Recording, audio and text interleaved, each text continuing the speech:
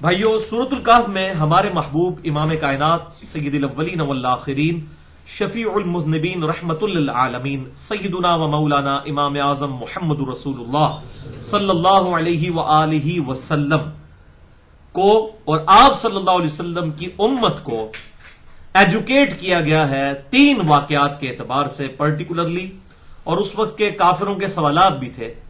لہذا اس صورت کی یہ ایک یونیکنس ہے کہ یہ بڑی انٹرسٹنگ صورت ہے جس میں تین واقعات ان ڈیٹیل آئے ہیں. نمبر ایک اصحاب کہف کا واقعہ، نمبر دو سیدنا موسیٰ علیہ السلام اور سیدنا خضر علیہ السلام کا واقعہ، اور نمبر تین جو ذوالقرنین بادشاہ تھا اس کا واقعہ.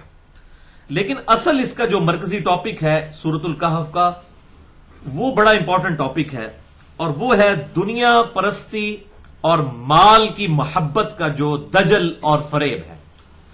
دجل عربی زبان میں کہتے ہیں دھوکہ دینے کو، فراڈ کرنے کو، اور عربی میں ہم اس کے لیے لفظ دجل استعمال کرتے ہیں. اردو میں بھی لفظ دجل استعمال ہوتا ہے، اسی سے لفظ دجال نکلا ہے، دھوکہ باز. اور انگلش میں ہم اسے ڈسیو کرنا، اور اسی طریقے سے مختلف زبانوں کے اندر اس کے لیے مختلف الفاظ استعمال ہوتے ہیں. اردو میں ہم اسے دھوکہ کا لفظ جو ہے اپروپریٹ ہے اس حوالے سے. تو قرآن حکیم نے دنیا پرستی اور مال کی محبت اس کو سب سے بڑا دجل قرار دیا ہے. لہذا سورۃ الکہف کا جو مرکزی ٹاپک ہے وہ قرآن حکیم کا سب سے امپورٹنٹ ترین ٹاپک ہے.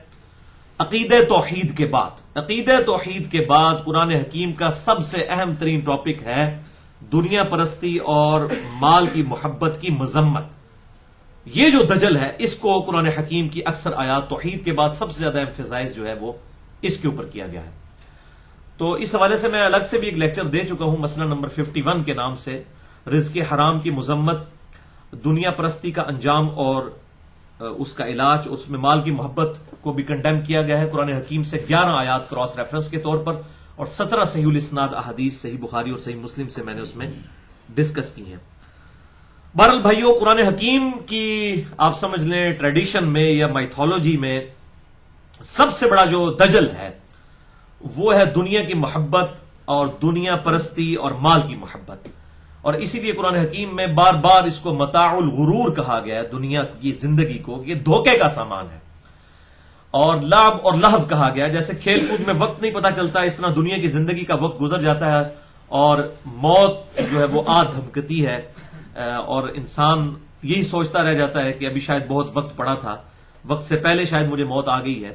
اور یوں شیطان اس کو اور دنیا کی محبت اور دنیا کی جو آسائش اور زینت ہے وہ دھوکے میں ڈال دیتی ہے.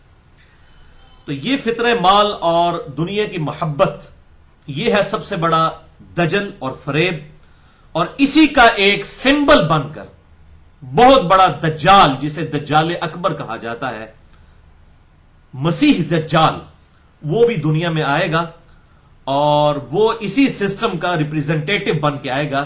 یہ ایک پورا دجالی نظام ہوگا جو ایسے شخص کو ویلکم کہے گا کہ جو شخص جو ہے وہ اسی معاملے میں ان کی لیڈرشپ سنبھالنے کے لیے آئے گا، اور اسی کو ہم دجال کہتے ہیں. اور یہ سارا دجالی نظام جو ہے یہ بیس کرتا ہے مٹیریلزم کے اوپر، مادیت کے اوپر. یہ پورے کا پورا فریب جو ہے دنیا کی زندگی کا، وہ یہ جو کچھ ہمیں مادہ نظر آ رہا ہے، دنیا کی جتنی آسائش نظر آ رہی ہے، اسی نے انسان کو دھوکے میں ڈال دیا ہے. اور یہی ہے اصل میں سب سے بڑا دجل اور دجالی نظام بھی یہی ہے کہ دنیا کی زندگی میں اس طرح لوگوں کو مشغول کر دیا جائے کہ انہیں آخرت کی بالکل ہوش اور خبر نہ رہے. بہرحال یہ جو دجال اکبر بہت بڑا دجال آنے والا ہے، اس کے حوالے سے یہ بات یاد رکھیں کہ یہودیوں کی ٹریڈیشن کے اندر یہ بات ملتی ہے کہ ایک مسیح نے آنا ہے، مسایہ نے، جو ہمارا خیر خواہ بن کر آئے گا.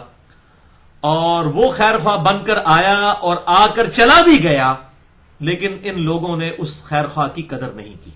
اور وہ سیدنا عیسیٰ ابن مریم تھے علیہ السلام. وہ مسیح بن کر ان کے خیر خواہ بن کر آئے تھے. ان کو انہوں نے نعوذ باللہ دجال کہہ کر اور ولد الزنا کہہ کر اور پتہ نہیں معاذ اللہ کیا کیا الفاظ ان کے لیے استعمال کیے، انہوں نے ٹھکرا دیا. حضرت عیسیٰ علیہ السلام بنی اسرائیل میں سے تھے، یہودی تھے، یہودیوں نسل تھے، اور اللہ تعالیٰ نے یہودیوں کی اصلاح کے لیے انہیں بھیجا. وہ ٹیمپل آف سولمن میں ہیکل سلمانی میں جا کر جب دعوت پیش کیا کرتے تھے اور یہودی علماء کی اصلاح کی کوشش کرتے تھے تو انہوں نے سب سے پہلے ان پر فتویٰ لگایا اور عیسیٰ علیہ السلام کو انہوں نے بدنام کر لیا. حالانکہ ان کی معجزانہ پیدائش دیکھی ہوئی تھی ان لوگوں نے, اس کے باوجود ان کو انہوں نے نعوذ باللہ من ذالک حرامی کہا. نعوذ باللہ من ذالک, یہ ان کی الفاظ ہیں اور آج تک وہ کہتے ہیں سن آف مین. وہ کہتے ہیں یہ کوئی معجزانہ پیدائش نہیں ہے, نعوذ باللہ. بہرحال ابھی تک وہ ایک مسیحا کے انتظار میں ہے اور وہ جب مسیحا آئے گا تو وہ آ کر تو جا چکا, اب دجال نے آنا ہے, اس لیے اس کو بھی مسیح دجال کہا جاتا ہے. وہ اینٹی کرائسٹ جو آنے والا ہے, کرائسٹ مسیح علیہ السلام اور اینٹی کرائسٹ دجال. اب وہ جب اینٹی کرائسٹ آئے گا اس کو وہ اپنا جو ہے وہ لیڈر مان لیں گے اور اس کو اپنا مسیحا مان لیں گے. تو اس کے اوپر پھر اس اعتبار سے میں کہتا ہوں کہ پوری انسانیت کا اتفاق ہے دجال کی پرسنالٹی کے اوپر اور مسیح علیہ السلام کی پرسنالٹی کے اوپر, کرائسٹ اور اینٹی کرائسٹ. اس کے اوپر سارے جتنے آسمانی مذاہب ہیں, چاہے وہ جیوز ہوں, کرسچنز ہوں یا مسلمز ہوں, سب کے سب اس کو مانتے ہیں. اور عیسیٰ علیہ السلام مقام لد پر اسے جو ہے وہ قتل کریں گے. صحیح مسلم کے اندر یہ حدیث موجود ہے, میں انشاءاللہ وہ ساری احادیث بھی بیان کروں گا. اور ایک غرقد درخت ہے جو صحیح مسلم میں ہی آتا ہے, وہ جو ہے یہودیوں کو پناہ دے گا اور اس کی وہ کاش بڑی تیزی کے ساتھ اسرائیل میں کر رہے ہیں. یہ صحیح مسلم کے اندر حدیث موجود ہے. اور آپ صلی اللہ علیہ وسلم فرماتے ہیں کہ حتیٰ کہ یہ حال ہوگا کہ اگر کوئی یہودی کسی پتھر کے پیچھے بھی پناہ لے گا تو وہ پتھر بھی بول اٹھے گا, اے مسلم میرے پیچھے یہودی ہے, اسے قتل کرتے ہیں. اس کے اعمال کے سبب ظاہر ہے کہ ویسے نہیں قتل کیا جائے گا. تو میں اس میں کہا کرتا ہوں کہ وہ پتھر جو ہے وہ بول کے یہ نہیں کہے گا اے اہل حدیث, اے بریلوی, اے دیوبندی, اے شیعہ, وہ کہے گا اے مسلم. تو جو اپنے آپ کو مسلم کہتا ہوگا انشاءاللہ اس وقت تک امام مہدی کی برکت سے, عیسیٰ علیہ السلام کی برکت سے, یہ جو یہ دجالیت فرقہ پرستی کی جو ہے, جو قرآن حکیم کے بالکل صراحتاً خلاف ہے, یہ بھی انشاءاللہ تعالی ختم ہو چکی ہوگی انشاءاللہ تعالی. بہرحال اس حوالے سے میرے 2 لیکچرز بڑے اہم ہیں. مسئلہ نمبر 12 کے نام سے حیات مسیح اور نزول مسیح علیہ السلام, اور مسئلہ نمبر 127 بھی ہے امام محمد بن عبداللہ المہدی علیہ السلام کی خلافت کا قیام پوری دنیا کے لیے ہوگا, اور اہل سنت اور اہل تشیع کا اتفاق ہے اس کے اوپر. یہ میں نے الحمدللہ 2 لیکچر سے ریکارڈ کروا دیے ہیں, جسے شوق ہو تو وہ دیکھ سکتے. بھائیو, اس دجالی نظام نے مادہ پرستی کے اندر مبتلا کر دیا ہے پوری کی پوری انسانیت کو, مٹیریل کے اوپر. اور اللہ تعالیٰ نے انسان کو 2 سورس آف نالج دیے تھے. ایک ایکوائرڈ نالج جو مٹیریل کا علم ہے, جسے ہم سائنس کہتے ہیں, the knowledge obtained through observations and experiments is known as science. اب قرآن بھی اس علم کو مانتا ہے. یہ تو تھا مادے سے related, physical phenomena of nature, قانون قدرت سے ریلیٹڈ علم. اور ایک دوسرا علم ہے جو روحانی علم ہے, ریویلڈ نالج, جو اللہ تعالیٰ نے وحی کے ذریعے, کتابوں کے ذریعے, جس کی الحمدللہ ہمارے پاس یہ فائنل ٹیسٹمنٹ القرآن موجود ہے, اولڈ ٹیسٹمنٹ, نیو ٹیسٹمنٹ, اور اب یہ فائنل ٹیسٹمنٹ موجود ہے. یہ ریویلڈ نالج تھا جو روحانی علم تھا. یہ اللہ تعالیٰ نے انبیاء کے ذریعے انسانوں کو عطا فرمایا. یہ 2 علوم تھے. لیکن ہوا یہ کہ اس دجالی سسٹم نے اس مٹیریل والا جو معاملہ ہے اس کو زیادہ ایمفسائز کیا, اور روح والے معاملے سے انہوں نے آنکھ بند کر لی. اب یہ ایک آنکھ سے سب چیز کو دیکھتے ہیں, مٹیریلزم. اور اسی لیے دجالی نظام بھی, اس کو ہم کہتے ہیں نا کانا, ایک آنکھ ہے اس کی, یعنی صرف مٹیریل کو دیکھتے ہیں. روحانیت کی آنکھ, ریویلڈ نالج کی جو آنکھ تھی, اس کو انہوں نے بند کر لیا, صرف ایکوائرڈ نالج کی آنکھ لی. اور اسی وجہ سے یہ پھر دجالی نظام ہے. اور ان کا جو سمبل بن کے آئے گا دجال, اس کی بھی ایک آنکھ ہوگی. وہ اسی لیے ایک آنکھ ہوگی کہ وہ اس سسٹم کا ریپریزنٹیٹو ہے. ابھی بھی آپ اگر ڈالر کے اوپر دیکھیں نا, ایک پیرامڈ کی تصویر بنی ہوئی ہے, اس کے سینٹر میں بھی ایک آنکھ دکھائی ہوئی ہے ڈالر کے اوپر. یہ ایک جو آنکھ ہے, یہ ایک آنکھ انہوں نے بند کر لی روحانیت کی, اور دوسری یہ مادہ پرستی کی آنکھ انہوں نے کھول لی. اس کی وجہ سے یہ جو ہے گمراہ ہو گئے. ادروائز اسلام تو دونوں علوم کو کہتا ہے کہ پیرلل میں لے کر چلو. اسلام کو سائنس کو کنڈیم نہیں کرتا, بلکہ اسلام ہی تو توہمات کو چھوڑ کر ڈیفینیٹ علم کے اوپر بنیاد رکھتا ہے. جو سورہ بنی اسرائیل میں 9th کمانڈ آئی ہے, جس میں نے پورا لیکچر بھی دیا ہے, مسئلہ نمبر 77, 10 کمانڈمنٹس کے اوپر. 9th کمانڈ سورہ بنی اسرائیل آیت نمبر 36, اعوذ باللہ من الشیطان الرجیم, بسم اللہ الرحمن الرحیم, ولا تقف ما لیس لک بہ علم. اے انسان کسی چیز کی پیروی اس وقت تک مت کر جب تک تیرے پاس اس کے بارے میں ڈیفینیٹ علم نہ آ جائے. ان السمع والبصر والفؤاد كل اولئک کان عنہ مسئولا. بے شک کان، آنکھیں اور عقل، دل ہو یا دماغ، کوئی بھی چیز عقل ہے اصل میں، اس کے بارے میں تم سے پوچھا جائے گا. ان کو 3 انسٹرومنٹس کو استعمال کر کے تم نے حق بات حاصل کرنے کی کوشش کیوں نہیں کی؟ تو اسلام تو کہتا ہے کہ عقل کے اوپر بنیاد ہو. زلزلہ کیوں آتا ہے جی؟ ایک گائے ہے جس نے ایک سینگ کے اوپر زمین اٹھائی ہوئی ہے، جب تھک جاتی ہے دوسرے سینگ پہ اٹھاتی ہے، اس لیے زلزلہ آتا ہے. بھائی نہ اس کو سائنس سپورٹ کرتی ہے، نہ ہمارا ایکوائرڈ نالج، نہ ریویلڈ نالج. تو یہ بالکل فرسودہ چیز ہے. سائنس نہیں اس کو مانتی، نہ اسلام مانتا ہے اس کو. ہاں سائنس ہمیں بتاتی ہے کہ ٹیکٹونک پلیٹس کے ڈسٹربنس کی وجہ سے زلزلے آتے ہیں. باقی سائنس پھر یہیں تک رہتی ہے، کیا، کیوں اور کیسے، واٹ، وائی اینڈ ہاؤ. یہ 3 سوال ہیں، لیکن سائنس صرف 2 سوالوں سے ڈیل کرتی ہے، واٹ اور وائی. کیا چیز ہے اور کیوں ہو رہی ہے، کیسے ہو رہی ہے، اس کے اوپر وہ الٹیمیٹلی کہتے ہیں it is physical phenomena of nature, یہ قانون قدرت ہے. اس کے اوپر وہ بات ہی نہیں کرتے. اصل میں تو یہی سوال تھا کیسے، کیونکہ ان تمام چیزوں کے پیچھے ایکسپلینیشن ہے God. God is the only explanation of all the physical phenomena in this universe. خدا ہی ایکسپلینیشن ہے، وضاحت ہے ان تمام فزیکل فینومینا کی. جو بھی قانون قدرت ہے پوری کائنات کے اندر، ان سوالات کا جواب صرف خدا کی ذات ہے. اس سے انہوں نے آنکھ بند کر لی، اس لیے یہ دجالی نظام بن گیا. تو فی نفسی ہی کوئی سائنس کا علم برا نہیں تھا. اور یہ مٹیریلزم پھر اس عروج پر گیا کہ آپ first law of thermodynamics یا جو کنزرویٹو لا ہے اس کا مٹیریل کا، law of conservation of material, یا ہم اسے first law of thermodynamics کہتے ہیں، وہ یہی ہے کہ matter can never be created nor be destroyed.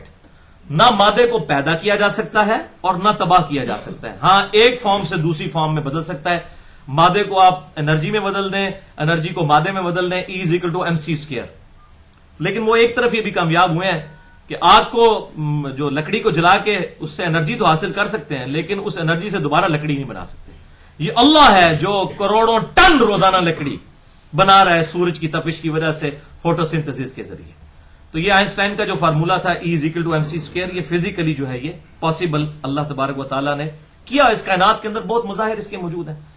تو اس کو بعض جو علماء جو ہیں آج کل، خصوصاً سلفی علماء ہیں، میں نے دیکھا ہے کہ ان کے اندر عموماً فقہ کی بڑی کمی ہے. ڈاکٹر اسرار صاحب یہ بڑا کہا کرتے تھے، مجھے اس وقت بڑا غصہ آتا تھا، لیکن وقت کے ساتھ میں نے یہ چیزیں لرن کی ہیں کہ یہ سلفی علماء جو ہیں، خصوصاً عرب کے علماء اور پاکستان میں بھی، ان کے اندر یہ ایک بڑا پرابلم ہے فقہ کی، ٹرو انڈرسٹینڈنگ کی، ویژن کی کمی ہے.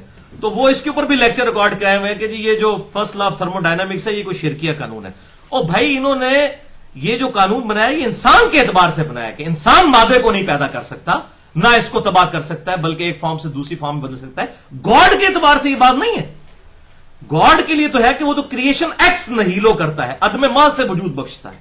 یہ انسانیت کے اعتبار سے واقعی یہ ڈیفینیٹ لا ہے کہ مٹیریل کو آپ ختم نہیں کر سکتے، ایک فارم سے دوسری فارم میں بدل سکتے ہیں. تو بہرحال یہ ان کے علم کی کمی ہے، تعلیم کی کمی ہے. تو یہ جو مٹیریلزم کے ماننے والے لوگ تھے دجالی نظام کے، انہوں نے ایک آنکھ بند کر لی. یعنی انہوں نے اسباب کو، مٹیریل کو سب کچھ سمجھ لیا، اور مسبب الاسباب جو گاڈ ہے، اللہ ہے، سپریم بینگ ہے، سپر نیچرل ایجنسی ہے، بھگوان ہے، خدا ہے، اس سے انہوں نے آنکھ بند کر لی. اس لیے دجالی نظام ہمارے سامنے ہے، اور اس کی اصلاح صرف اسی صورت میں ہوگی کہ وہ اس سوال پر آ جائے، ہاؤ، کیسے. اس سوال کا جواب جو ہے ہمارے ریویلڈ نالج کے پاس ہے کہ یہ کائنات کے اندر جو کچھ ہو رہا ہے سب کی سب چیزیں ایک خدا کے کرنے سے ہوئی، الحمدللہ. تو بہرحال اس حوالے سے میں نے ایک الگ سے لیکچر بھی دیا ہے، مسئلہ نمبر 39 کے نام سے، علم سائنس اور علم وحی، ان دونوں کی اہمیت اور ان کا دائرہ کار. اور اسی حوالے سے 5 لیکچرز میرے بڑے اہم ہیں خدا کے اعتبار سے کہ God is the only explanation of all the physical phenomena in this universe.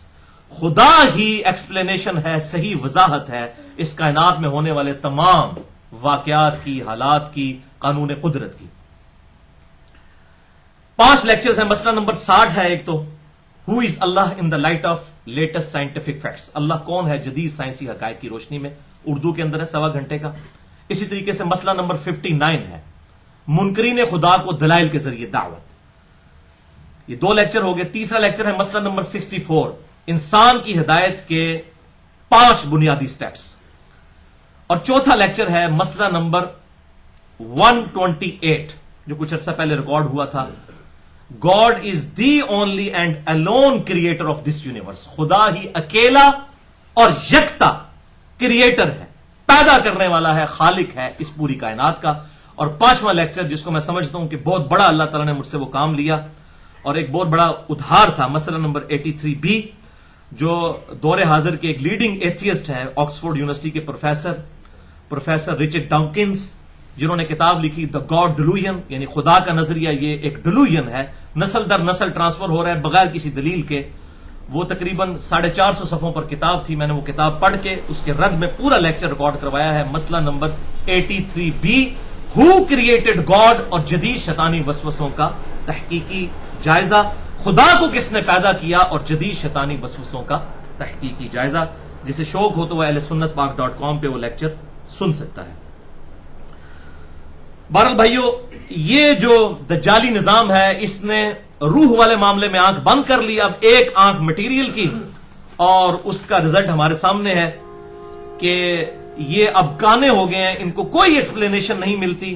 اور اللہ کا میں شکر ادا کرتا ہوں کہ انہوں نے یوٹیوب اور سوشل میڈیا کے ذریعے پوری دنیا کو لنک کر دیا ہے کہ آج کا ماڈرن انسان جو عقل استعمال کرتا ہے اس نے یہ سوچنا شروع کر دیا ہے کہ ہمیں کس نے اس فیس آف ارتھ کے اوپر پٹ کیا ہے اور کس مقصد کے لیے. اور یہی وجہ ہے کہ تیزی کے ساتھ لوگ الحمدللہ اپنے نفس کی شناخت کے لیے مختلف مذاہب کا جو ہے مطالعہ کرنے کے بعد اسلام تیزی سے قبول کر رہے ہیں. جس کی سب سے بڑی مثال یہ ہے کہ 2007 میں جب امریکن پریزیڈنٹ پاکستان میں آئے تو جیو کو انٹرویو دیتے ہوئے انہوں نے یہ بات کہی جو آن ریکارڈ ہے، یوٹیوب پہ بھی اویلیبل ہے، اسلام از دا فاسٹسٹ گروئنگ ریلیجن ان امریکہ.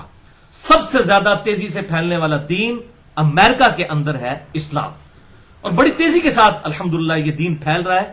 مولویوں کی دعوت کی وجہ سے نہیں، مولویوں کی تقریر تو ان کی اپنی پبلک بھی نہیں سنتی، نہ ان کی کمپیٹنسی ہے کہ کسی غیر مسلم کو سمجھائیں. یہ الحمدللہ قرآن حکیم کی وجہ سے. اور میں نے اس پہ کئی ایک لیکچر دیے، مسئلہ نمبر 85 خصوصاً قرآن اور قتال، ہمارے نبی صلی اللہ علیہ وسلم کی 2 خصوصیات. جسے شوق ہو تو وہ دیکھ سکتا ہے. بھائیو، دجال سے متعلق جو احادیث ہیں یہ احادیث متواتر ہیں، تواتر کے ساتھ ہیں، اجماع ہے. لہٰذا آج کے کچھ ماڈرن سکالرز جو اس کا انکار کرتے ہیں تو یہ بالکل باطل ہے. اہل سنت، اہل تشیع، بلکہ پوری انسانیت، جیوز، کرسچن، مسلمز کا اتفاق ہے کرائسٹ کے اوپر بھی، اس کے دوبارہ دنیا میں آنے پر بھی، اور اینٹی کرائسٹ دجال کے اوپر بھی. اور ذخیرہ احادیث میں ہمیں سینکڑوں احادیث مل جاتی ہیں اس ٹاپک پہ، اور کئی صحابہ کرام علیہم رضوان سے کم از کم 10 کے نام میں آپ کو بتاتا ہوں جن سے احادیث دجال سے متعلق صحیح بخاری اور صحیح مسلم کے اندر آئی ہیں. نمبر 1 سیدنا حذیفہ ابن یمان، رازدار رسول صلی اللہ علیہ وسلم. نمبر 2 ابو ذر غفاری. نمبر 3 عبداللہ بن عمر بن عاص. نمبر 4 عبداللہ بن مسعود. نمبر 5 عمران بن حسین. نمبر 6 ابو ہریرہ. نمبر 7 ابو بکرہ. ایک ہے ابو بکر، یہ ہے ابو بکرہ. نمبر 8 انس ابن مالک. نمبر 9 ابو سعید خدری. اور نمبر 10 فاطمہ بنت قیس رضی اللہ عنہم اجمعین علیہم السلام. بھائیو، اس حوالے سے چند قدیم مفسرین اور چند جدید مفسرین بڑی اپنی ذاتی انٹرپریٹیشنز دجال کے حوالے سے کر رہے ہیں. اور اگر آپ یوٹیوب پہ جائیں تو آپ کو بڑی اس طرح کی چیزیں ملیں گی.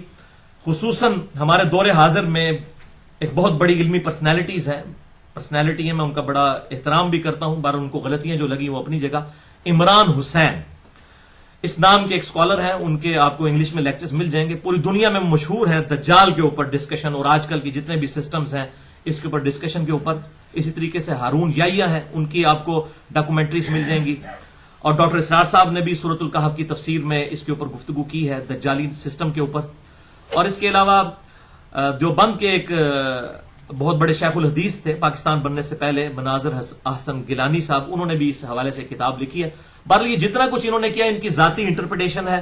ہم وثوق کے ساتھ کوئی معاملات ان کی آج کے دور کے اعتبار سے اس طرح تشریح نہیں کر سکتے. جتنی کوشش کریں وہ ایک انسانی کوشش ہے. بہرحال اس حوالے سے انشاءاللہ میں جو ڈسکشن کروں گا وہ صرف صحیح بخاری اور صحیح مسلم سے احادیث بیان کروں گا تاکہ یہ مقدمہ جو ہے وہ کھل کر سامنے آ جائے. اس حوالے سے بھائیو، مشکات المصابیح، جسے میں نے انسائکلوپیڈیا آف حدیث ڈکلیئر کیا ہے، اور میں نے پورا لیکچر دیا ہے مسئلہ نمبر 111B مشکات المصابیح کا مکمل تعارف۔ تو مشکات المصابیح کا PDF ہماری ویب سائٹ اہلسنتپاک.com پر شیخ زبیر علی زئی رحمہ اللہ المتوفی 1435 ہجری ان کی تحکیم تخریج کے ساتھ موجود ہے، وہ آپ ڈاؤن لوڈ کر سکتے ہیں 3 جلدوں پر، 6294 احادیث۔ اور یہ اگر آپ کے پاس آ جائے تو آپ سمجھیں کہ آپ کے پاس ذخیرہ احادیث آ گیا ہے، پوری کتب ستہ بخاری، مسلم، ترمذی، ابو داؤد، نسائی، ابن ماجہ، اس کے علاوہ بھی تقریباً 13-14 کتابوں سے احادیث میں موجود ہیں۔ تو اس میں جو ہے وہ دجال کے اعتبار سے بڑی ڈیٹیل چیپٹرز آئے ہیں۔ انٹرنیشنل نمبر کے مطابق مشکات المصابیح میں 5464 سے لے کر 5520 تک کل 57 احادیث آئی ہیں، ان میں سے میجورٹی صحیح بخاری اور صحیح مسلم سے ہیں۔ جسے شوق ہو تو یہ خود پڑھ لے، کیونکہ آج میں کئی احادیث سکپ کر جاؤں گا، ورنہ تو یہ کم از کم 3 گھنٹے کا لیکچر چاہیے دجال کے اوپر۔ تو وہ احادیث خصوصاً ابن سیاد کی جو حدیث ہے، اسی طریقے سے جساسہ کی حدیث ہے، یہ صحیح مسلم کے اندر دونوں احادیث بڑی ڈیٹیل کے ساتھ موجود ہیں، ان کو میں ڈسکس نہیں کروں گا۔ اپنا وقت بچانے کے لیے میں 10 کل انشاءاللہ تعالی احادیث آج ڈسکس کروں گا، اس کے بعد انشاءاللہ سورۃ الکہف کی پہلی 10 آیات جو اسی سے ریلیٹڈ ہیں ان کو انشاءاللہ ہم ڈسکس کریں گے۔ اور یہ 10 کی 10 احادیث صحیح بخاری صحیح مسلم سے ہیں، تاکہ کوئی صحیح ضعیف والا چکر بھی نہ رہے الحمدللہ۔ اور اسی میں ہم دجال سے بچنے کے 3 سنت وظائف جو بخاری اور مسلم میں آئے ان کو بھی انشاءاللہ ڈسکس کریں گے انہی 10 احادیث کے تحت۔ اب اللہ کا نام لے کر ان 10 احادیث کی طرف آتے ہیں۔ تو یہ 10 آیات ہیں اور 10 ہی احادیث ہیں۔ تلک عشرۃ کاملہ جو قرآن کی آیت ہے سورۃ البقرہ کی، کہ یہ ہوئی پوری 10، اس کی نسبت سے میں نے 10 احادیث چوز کی ہیں اور 10 آیات سورۃ الکہف کی پہلی انشاءاللہ ہم ڈسکس کریں گے۔ لیکن ڈیٹیل میں جانے سے پہلے ایک دفعہ دروشی پڑھ لیجئے۔ اللہم صلی علی محمد وعلی آل محمد کما صلیت علی ابراہیم وعلی آل ابراہیم انک حمید مجید۔ اللہم بارک علی محمد وعلی آل محمد کما بارکت علی ابراہیم وعلی آل ابراہیم انک حمید مجید۔ 10 صحیح الاسناد احادیث، 10 کی 10 صحیح بخاری اور صحیح مسلم سے، اور میں انشاءاللہ ساتھ ساتھ مشکات کے نمبر بھی بتاتا جاؤں گا تاکہ آپ کو بخاری مسلم میں جانے کی ضرورت نہ پڑے، مشکات میں ہی وہ احادیث آپ کو مل جائے۔ پہلی حدیث صحیح بخاری اور صحیح مسلم کی متفق علیہ حدیث ہے، بخاری میں 7121، صحیح مسلم میں 396 اور مشکات میں 5410، کہ آپ صلی اللہ علیہ وسلم نے فرمایا قیامت اس وقت تک قائم نہیں ہوگی جب تک کہ 30 جھوٹے دجال نہ پیدا ہو جائیں جن میں سے ہر شخص یہ دعویٰ کرے گا کہ میں اللہ کا پیغمبر ہوں، نعوذ باللہ من ذالک۔ تو یہ 30 جھوٹے دجال قیامت سے پہلے آنے ہیں جو دعوی نبوت کریں گے، اور یہ جو دجال اکبر ہے یہ تو دعوی خدائی کا کر دے گا کہ میں خدا ہوں، نعوذ باللہ من ذالک۔ وہ آگے احادیث آ جائیں گے۔ اچھا، اسی کی ایکسپلینیشن ہے سنن نبی داؤد میں 4252، جامع ترمذی میں 2202، ابن ماجہ میں 3952 اور مشکات میں 5406، کہ آپ صلی اللہ علیہ وسلم نے فرمایا کہ میری امت میں 30 جھوٹے کذاب آئیں گے جو دعوی نبوت کریں گے اور سب کے سب یہی کہیں گے کہ وہ اللہ کے پیغمبر ہے، حالانکہ انا خاتم النبیین لا نبی بعدی، حالانکہ میں خاتم النبیین ہوں، میرے بعد کوئی نبی نہیں ہے، اور میری امت کا ایک گروہ قیامت تک حق پر قائم رہے گا، کوئی نقصان پہنچانے والا ان کو نقصان نہیں پہنچا سکے گا، وہ غالب رہیں گے یہاں تک کہ قیامت قائم ہو جائے۔ یہ غالب سے مراد حکومت نہیں ہے، اس سے مراد ہے علمی دلائل میں غالب، جو سورۃ الانفال میں آیا کہ جو ہلاک ہوا دلیل سے ہلاک ہوا، جو زندہ ہوا دلیل سے زندہ ہوا، 10ویں پارے کے پہلے صفحے پہ یہ آیت موجود ہے۔ تو یہ علمی غلبہ ہے، اس سے مراد کوئی فزیکل حکومتی غلبہ نہیں ہے، یہ بات سمجھے۔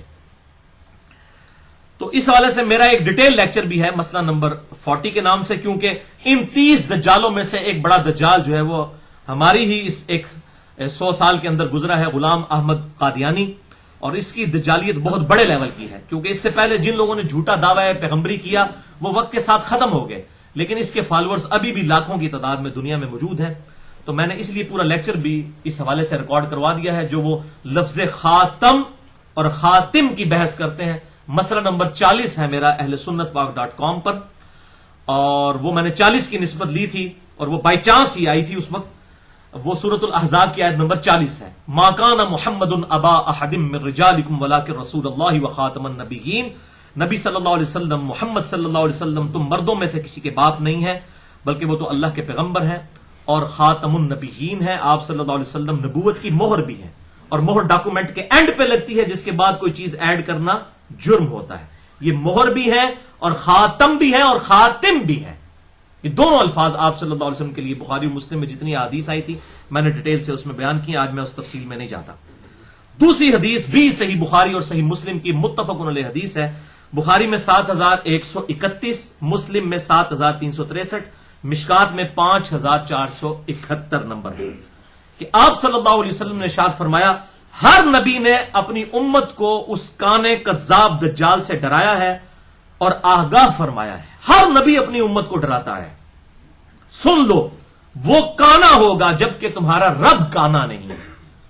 رب کانا نہیں ہے، اللہ کی 2 آنکھیں ہیں جیسا کہ اس کی شان کے لائق ہے. ہم اس کی تمثیل میں نہیں پڑھتے. مسئلہ نمبر 41 اسماء و صفات کے اعتبار سے میرے سن لیں، جس میں نے دونوں طرف کی ایکسٹریمز کا رد کیا ہے، سلفیوں کی بھی اور حنفیوں کی یعنی مرجیہ کی یا جہمیہ کی. پوری ڈیٹیل کے ساتھ میں نے اس چیز کو ایڈریس کیا، اور ابھی حال ہی میں میرا ایک لیکچر بھی ریکارڈ ہوا ہے، مسئلہ نمبر 132 اللہ تعالیٰ کے استوا علی العرش کے عقیدے میں جو غلو ہوا ہے دونوں طرف سے، جہمیہ کی طرف سے بھی اور سلفیوں کی طرف سے بھی، میں نے اس میں حق بات بھی الحمدللہ بتا دی ہے. تو آپ نے فرمایا تمہارا رب کانا نہیں ہے، اس کی 2 آنکھوں کے درمیان یعنی دجال کی 2 آنکھوں کے درمیان، ایک تو آنکھ اس کی غائب ہوگی، دوسری جو ہے وہ انگور کے دانے کی طرح ابری ہوئی ہوگی. ان دونوں آنکھوں کے درمیان یعنی اس کے ماتھے پر لفظ لکھا ہوگا کاف فا را، یعنی عربی میں آپ کاف کے اوپر کھڑی زبر ڈال دیں تو وہ کافر بن جاتا ہے. کافر لکھا ہوا ہوگا لیکن پھر بھی لوگ دھوکہ کھا جائیں کیونکہ وہ بزرگ ہوگا نا، بڑے کرامتیں اور وہ اس طریقے سے استدراج کر کے بتائے گا. میں نے بڑی ڈیٹیل کے ساتھ مسئلہ number 131 A B C D 4 record کروا دی ہیں، 7 گھنٹے کی گفتگو معجزات اور کرامات کے اوپر. اس میں نے بڑی ڈیٹیل کے ساتھ مسئلہ نمبر 131 دی میں تو اس حوالے سے بتایا کہ یہ سارے شوبتے جو دکھائے گا وہ شوبتوں کو ماننے والے اس کو اپنا بزرگ مان لیں گے، حالانکہ کاف فے رے لکھا ہوگا. وہ ہو سکتا ہے اس کی کوئی تعویل کر دیں کہ یہ ایبریویشن ہے، کوئی اچھے الفاظ ڈیوائز کر دیتے ہیں اس کے لیے، جس طرح آج بھی لوگ واضح چیزیں بھی بتائیں پھر بھی نہیں مانتے، تعویل کر جاتے ہیں. تو بہرحال اس حوالے سے یہ بات یاد رکھیں کہ ایک حدیث بھی ہے جس کی غلط انٹرپریٹیشن ہوتی ہے. میں چونکہ فرقہ واریت کو 3 طلاقیں دے کر اور 4 تکبیریں پڑھ کر دفنا چکا ہوں. ہمارے یہاں جہلم شہر میں بعض سلفی علماء نے اس حدیث کی غلط انٹرپریٹیشن کرنے کی کوشش کی، تو میں وہ بتا دوں اس حوالے سے کہ ایک حدیث صحیح مسلم میں آتی ہے انٹرنیشنل نمبر کے مطابق 7392، مشکات میں 5478 کہ آپ صلی اللہ علیہ وسلم نے فرمایا کہ میری امت میں اصفہان کے 70,000 یہودی اپنے سروں پر سبز چادریں اوڑے ہوئے دجال کا ساتھ دیں گے. یہ ہے صحیح مسلم کی حدیث، اس میں الفاظ ہے یہودی. وہ بعض لوگوں نے پکڑ کے جو ہے وہ دعوت اسلامی والوں پہ لگا دیا بچاروں پہ. ہمیں بھی ان سے اختلاف ہے لیکن وہ یہودی نہیں ہے، وہ مسلمان ہے، اور ٹھیک ہے کلمہ گو شرک ان کے اندر موجود ہے لیکن کافر نہیں ہے، اور عقیدے کی اصلاح کرنی چاہیے. تو پکڑ کے جناب لگانا شروع کر دیا اور کہا جی یہ تو مسلم شریف میں تو یہودی کا لفظ ہے. اور ایک اور حدیث ہے جس سے انہوں نے پلی لی، وہ مشکات میں ہے 5490، شرح سنہ کے حوالے سے مشکات میں 5490. حالانکہ یہ حدیث من گھڑت حدیث ہے. اسے شیخ زبیر لیزئی رحمہ اللہ المتوفى 1435 ہجری نے تحقیم کے دوران مشکات میں یہ حدیث جب آئی، اس میں الفاظ ہے کہ میری امت کے 70,000 لوگ سبز چادریں اوڑے ہوئے دجال کا ساتھ دیں گے. اس میں آپ نے نہیں بتایا کہ وہ کون سے ہوں گے. دوسری جب مسلم شریف میں آ گیا 7392 کے وہ یہودی ہوں گے، تو اب بڑا ظلم ہے اس کو دعوت اسلامی کے اوپر لگانا. یہ بالکل ہمیں بھی ان سے اختلاف ہے لیکن اختلاف اس طریقے سے نہیں ہونا چاہیے کہ آپ جھوٹے الزام کسی کے اوپر لگائیں. اور معذرت کے ساتھ میں نے دیکھا ہے مولوی کوڑ مار دیں ذرا یا نہیں آمدی، یہ جھوٹ مار دینا ہے. یہ سارے مولویوں کا یہ حال ہے، بریلوی ہون دیوبندی اہل حدیث شیعہ سارے کا یہ حال ہے. حالانکہ یہ جو حدیث پلی لے رہے تھے اس کی ایکسپلینیشن مسلم میں، اور یہ حدیث جو ہے اس کو لکھا ہے شیخ زبیر صاحب نے ضعیف جدا، اور لکھا ہے کہ یہ جھوٹی حدیث ہے کیونکہ اس میں ابو ہارون راوی ہے جو متروک راوی ہے.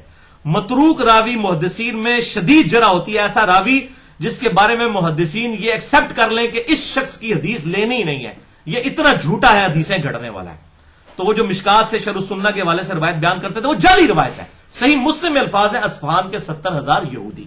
تو یہ میرا انصاف تھا، میں نے الحمدللہ یہاں پہ بیان کر دیا.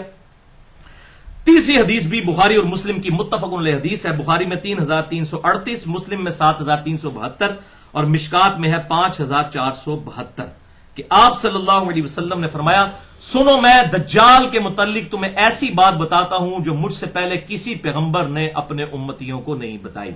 एक खास बात बताता हूं, वो ये है कि वो काना होगा और उसके पास जन्नत की मिसल और आग की मिसल चीजें होंगी, और जिसको वो जन्नत कह रहा होगा और जिसको वो जन्नत देगा वो असल में दोजख होगी, और उसके पास एक हाथ में आग होगी। ये चीजें वो लेकर साथ चल रहा होगा।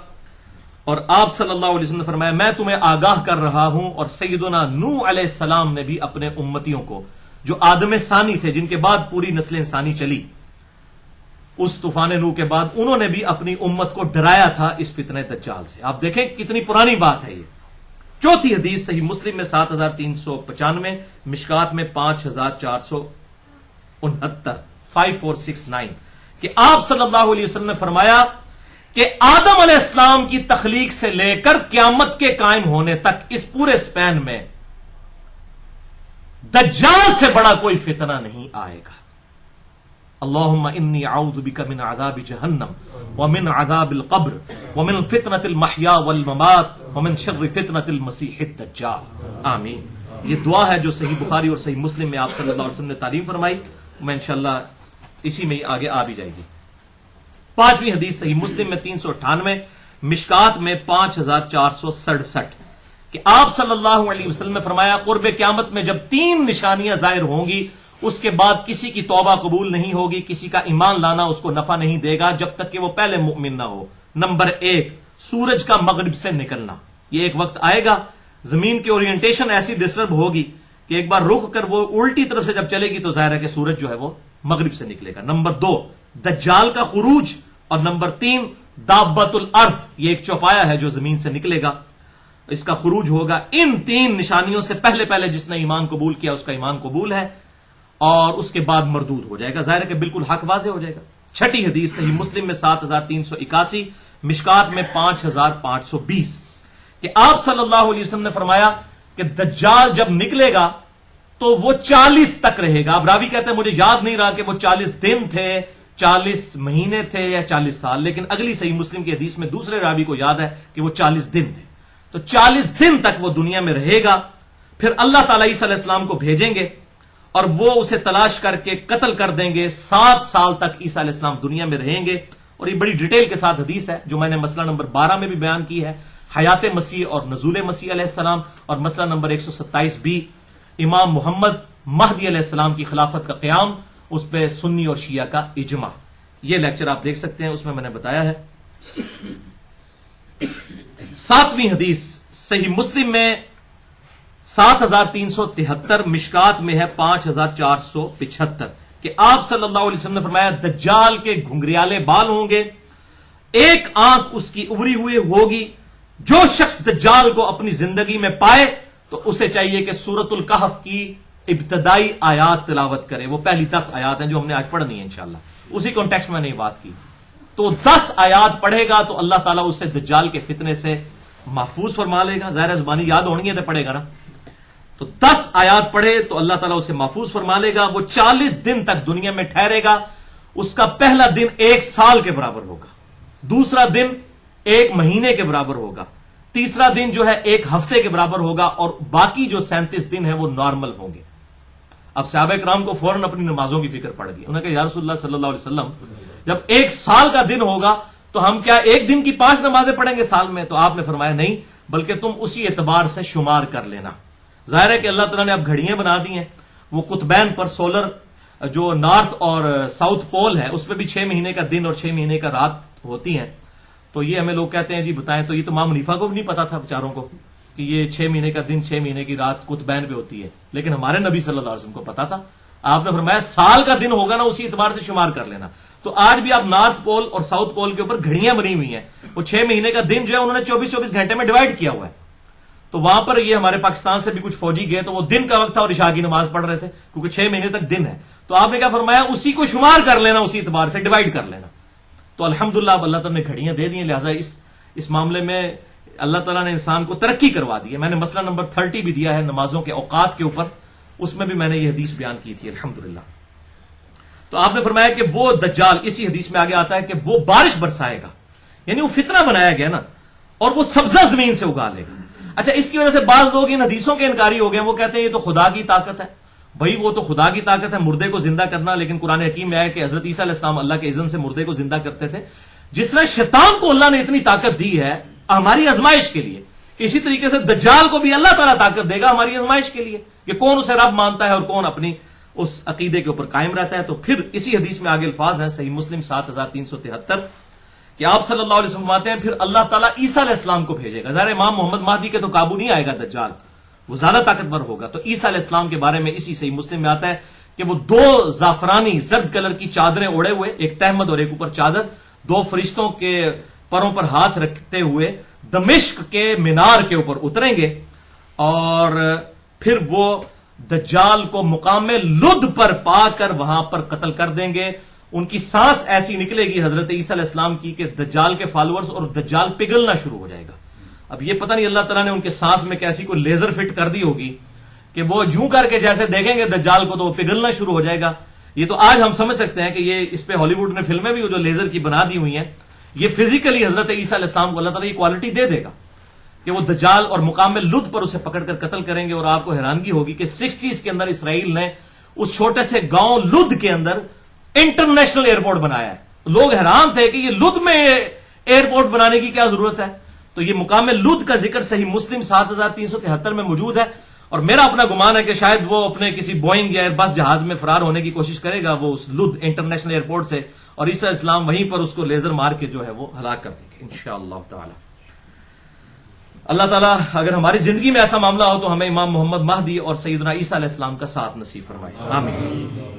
اب آخری 3 احادیث جو ہیں وہ فتنہ دجال سے بچنے کے لیے 3 طریقے جو ہیں صحیح بخاری اور صحیح مسلم کے اندر جو آئے، میں انشاءاللہ وہ بیان کر دیتا ہوں تاکہ یہ معاملہ کھل جائے.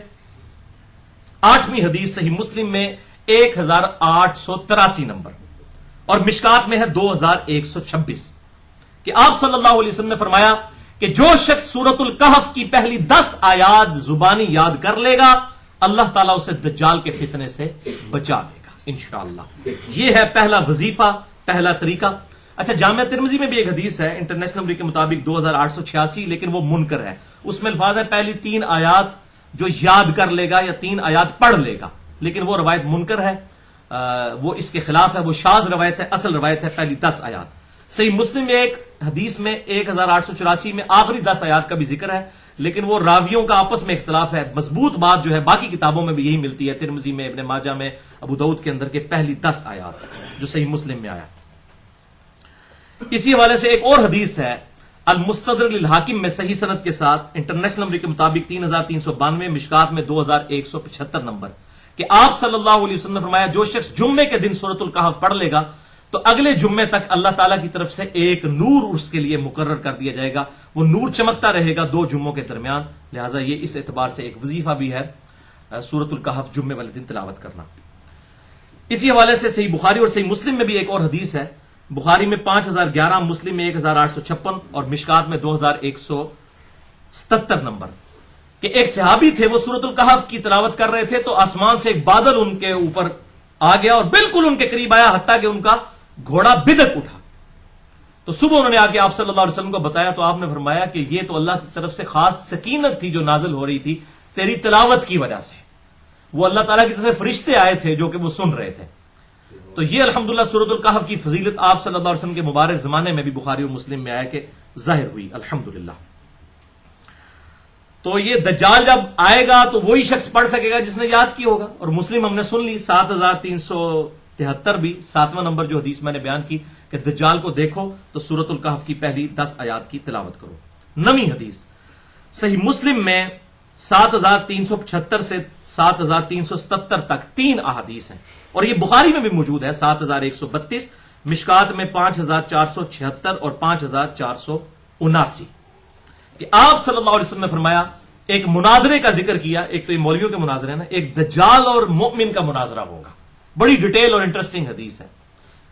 دجال اور ایک مومن کامل کا مناظرہ ہوگا. جب دجال ظاہر ہوگا تو وہ مومن کامل آ کر اسے کہے گا، للکارے گا کہ تو دجال ہے، جھوٹا ہے، کذاب ہے.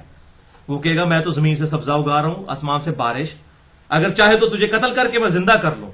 اب یہی کوالٹیز ہے نا، تو تو مجھے خدا مان لے گا. وہ کہے گا کہ مجھے تو میرے نبی کی حدیث پہنچی ہے کہ تو کذاب ہے.